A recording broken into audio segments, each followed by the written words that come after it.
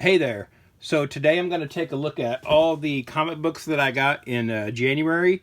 I usually do weekly shipping for my books, but there was so much stuff coming out that I just had everything shipped at once. Again, save some money on shipping means more money for comic books. So I'm going to take a look now at everything I got, starting off with this here. So this is the DC Comics Style Guide from 1982. So this is a reprint of a book or a binder originally that would have been shipped to licensors, and it's sort of like for all the merchandise art on products back then, and like DC's rules and kind of standards for how you would use that stuff.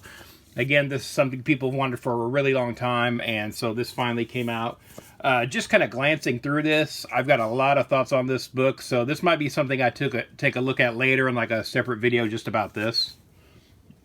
So then I got the Marvel catalog for comics coming out, and I got the IDW catalog. Looks like we're continuing the Godzilla vs. America series there. And then I got these copies of Comic Shop News that I ordered for July of last year. And so I don't know what I'm going to do with these now, because none of this is news anymore. This was something I was supposed to get like 6 months ago, and for some reason I just now got them. So now, these are free in the comic shop, but I think I paid like $0.25 for these or something, so it ain't that big a deal. But it's like, why am I getting these now? So yeah, not real happy about that. But, what am I going to do, send them back for $0.25? So then we've got the Untold Legend of the Batman collection. So this was a book I did a previous video on last year for Batman Week here on the channel, and you can go back and watch those. But I looked at the different formats I have this story in, so when they did this, I had to get it. But I don't think what everybody realized was this is a treasury-sized book. I think it was just solicited as a collection of the 3 books together. I didn't know this was going to be treasury-sized. I don't know if anybody else did. Did you? Am I just the dummy here? I don't remember reading that this was going to be an oversized book like that. So I also got the foil shiny cover here of this. Had to get that. Again, I have this in so many different versions, I had to pick it up. Then kind of after that, we've got the Last Ronin 2 Re-Evolution. This is issue 4. So this is the sequel to the Ninja Turtles Last Ronin story from a few years ago. I'm behind on this. I feel like this has been delayed, so I'm not really up to speed on this yet. But I think I read the first issue and I like that, so I'm going to keep with it. And again, I like The Last Ronin. So next up, I got something I rarely get anymore, are these Archie Digests. And so, you'll see these by the checkout at the grocery store now. It's kind of the only comics you see outside of a comic shop anymore. But I got these because these had stories in them with a new villain for the Archie superheroes, which I'm a big fan of. And so this is a new character called Murder Hornet, which is a villain for The Fly. And so he appears in both of these. And again, I'm a big fan of the Archie superhero characters, so I wanted to pick these up. And then kind of moving into the actual regular comics for the month, we've got, we start off here with Detective Comics 1093. Again, I'm a big fan of Taylor's run on Detective Comics. This book is on fire, so that's an appropriate cover. Next, we've got Batman and Robin Year 1. Again, Wade and Somni are just crushing it on this book. This is, basically the first book I have to read when it comes in. Next, we've got the second issue of Batman Dark Patterns.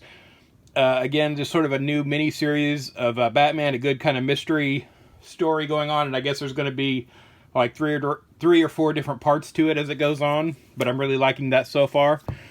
Next, we've got the Batman, The Long Halloween, The Last Halloween Noir Edition.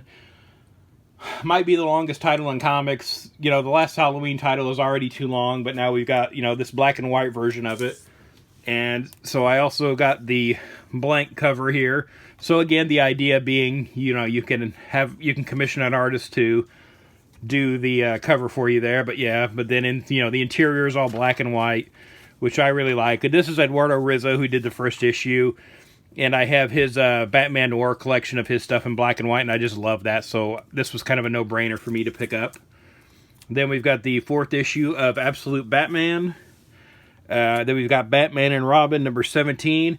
And this is the variant cover by Simone DeMille, but he did all the covers up to a point, so I'm going to try to keep getting his covers as long as he's doing them. Batman Superman World's Finest, and Justice League Unlimited #3. I'm really liking this book so far. I was excited to have Mark Waid on the book. When I heard they were doing Justice League Unlimited, like the cartoon, I was like, it's kind of a concept from 20 years ago in a cartoon, but I'm really liking what they're doing with it here. It feels pretty good. Then we're going to move on to the facsimiles I got this month. And again, there's just so many of these coming out. So Batman 609, so this is a part of the Hush storyline. And again, they're getting this out because the next sequel to Hush, Hush 2, is about to start up pretty soon. So they definitely want this in everybody's heads. And I got the foil cover here too. Crisis on Infinite Earths #10. Again, the backdrop for the videos here is the first issue cover. So I got the foil variant on this. And then I got the blank variant, which also has, the regular cover underneath. I like when they do that. And again, just a couple more issues left of that series.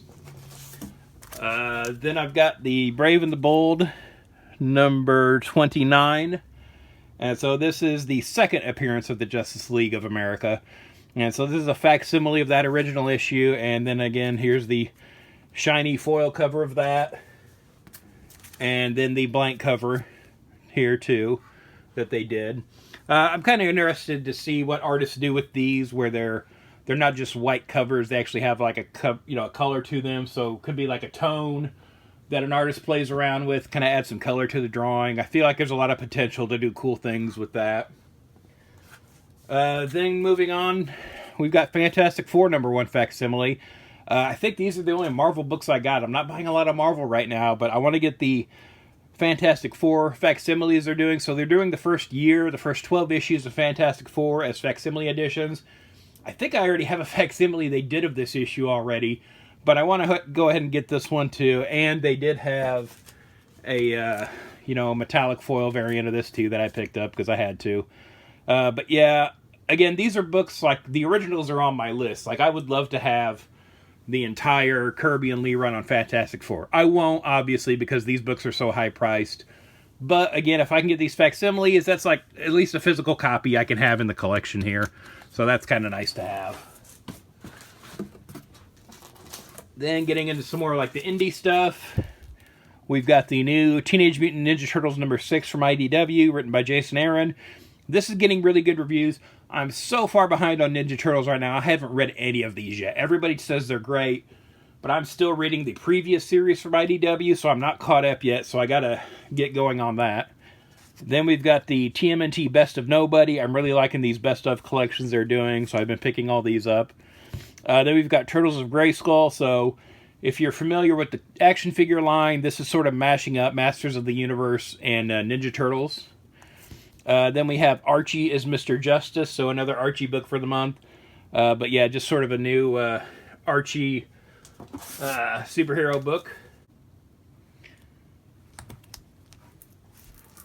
Goes that way. Then we've got Geiger #10. Again, this is from Ghost Machine. I'm really liking all the unnamed books, and it looks like they're going to start tying in together. Then we've got the variant cover to Geiger #10. Which is a takeoff of Action Comics #1, the first appearance of Superman here. So I picked that one up. Then we've got the new issue of Redcoat #9, where it's sort of a tale of him and Johnny Appleseed from back in the day.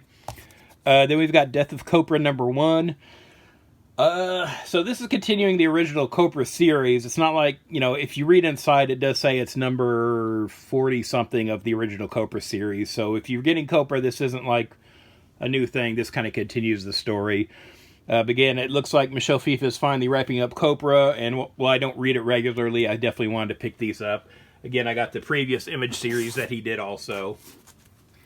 Then kind of moving on to Mark Miller's stuff. Here's Nemesis Rogues Gallery. So that's the last issue of this run, along with Prodigy Slaves of Mars #5, which again is the last issue of that. Then we've got Nightclub #2, #5. This has been a really good series so far. They've done some crazy stuff, kind of expanding on the sort of vampire superhero characters of this book.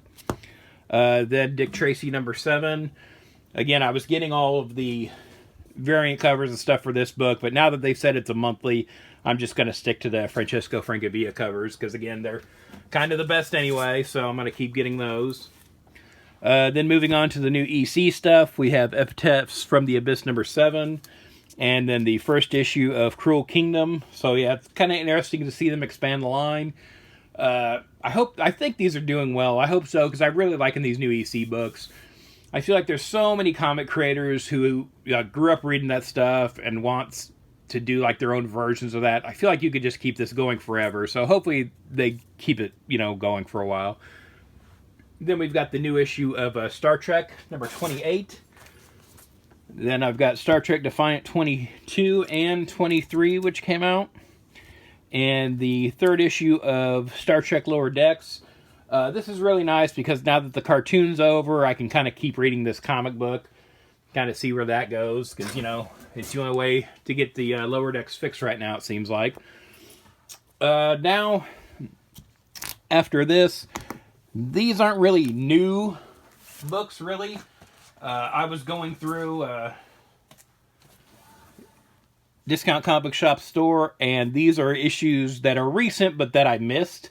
So I was missing issue #7 here of Geiger. They still had it in stock and at a discount, so it's like, well, I want to buy that. Then kind of the same thing with these next few issues. So these are some issues of Radiant Black that I'm missing. If you remember on here before, I was reading this book. I dropped kind of the whole line about a year ago or so. But I've been thinking about it lately, and I kind of want to get back into just reading Radiant Black again. So I'm going back, picking up the issues I'm missing. Again, same deal. They still had these in stock at a discount, so it's like it's cheaper than anywhere else I'm going to find them. So I went ahead and picked them up. And oddly enough, next month they're starting a new storyline in Radiant Black that they're really promoting as like a new jumping on point. So that's perfect for me, wanting to get back into the book. They're kind of making it easier for me. So yeah, that's everything I got this month. Sort of my monthly comic haul. I know I'm a little late getting to this, but, odds are if you're getting these books, you already have them and that kind of thing. But, let me know in the comments. Did you get anything good this month? What are you picking up regularly? I'm going to go back to sort of weekly shipping after this, so hopefully I can get these out on a more regular basis again. But yeah, let me know, what'd you think? What'd you get last month? What are you looking forward to coming out? Is there an obvious book I'm missing? There's so much stuff out there anymore. The catalogs are so thick anymore. It's like it's easy to miss stuff. And, I'm always afraid there's some great indie book out there I'm not reading. So yeah, let me know in the comments below, and thanks for watching. If you'd like to follow me on social media, I'm on Twitter/X @Detective651, also on Instagram @Detective651. Be sure to check out my t-shirt store at tpublic.com/user/Detective651. I've got a lot of nerdy designs on there, and there's sales all the time, so check it out frequently.